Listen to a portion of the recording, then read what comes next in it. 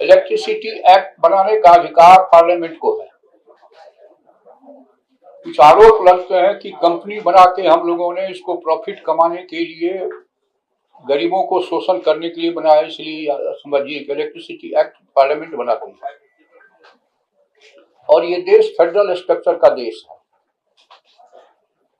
पहले बिजली बोर्ड भी ऑटोनोमस बॉडी था। जब इलेक्ट्रिसिटी एक्ट में परिवर्तन हुआ तो उसको होल्डिंग कंपनी में कन्वर्ट कर दिया गया। जब बिहार का बंटवारा हुआ तो 110 मेगावाट की 2 यूनिट बरौनी में और 110 मेगावाट की 2 यूनिट मुजफ्फरपुर में हिस्से में मिली।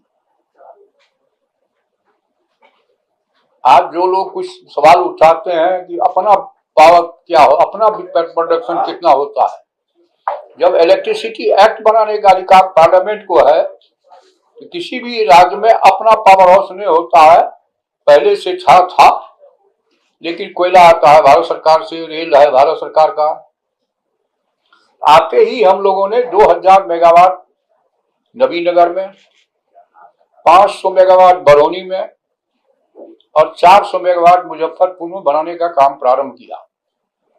कालांतर में जो लोग पुराने लोग हैं वो जान रहे होंगे कि 60% से अधिक उत्पादन नहीं होता था बिहार में। आंदोलन, हर बात यूनियन, तो हम लोगों ने उसको भारत सरकार के एनटीपीसी को सपोर्ट कर दिया। 80% पावर के साथ एग्रीमेंट हुआ। दूसरी बात, एक आरोप ये भी लगा कि कंपनी के द्वारा शोषण किया जा रहा है। हम लोगों ने कंपनी को दिया। शुरू हुआ मीटर लगाने का काम कैसे में,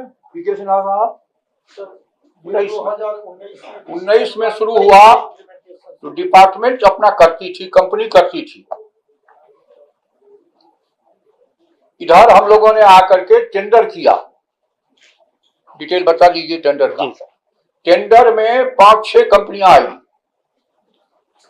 टेंडर का नियम यह है कि कंपनियां स्मार्ट मीटर लगाएगी और जब बिल उसका आएगा उसमें से 10% होल्डिंग कंपनी उसको भुगतान करेगी अगले 10 साल तक, और 10 साल तक उसको गारंटीड है मेंटेन वगैरह वही करेगा।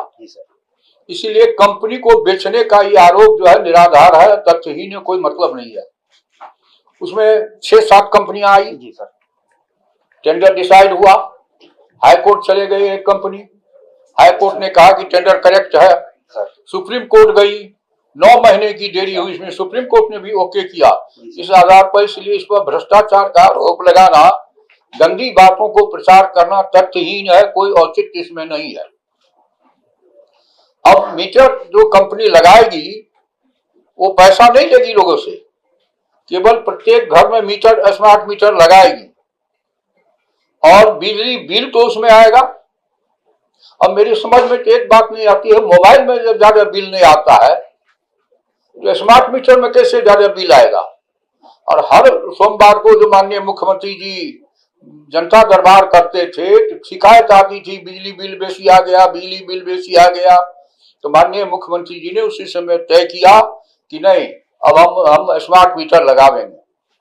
पिछले दिनों 7-8 राज्य के लोग आए थे बिहार का स्मार्ट मीटर देखने के लिए, और भारत सरकार ने भी कई एक मीटिंग में इसको कहा कि बिहार को फॉलो करो, और कई एक मामले में बिहार को अवार्ड भी मिला है।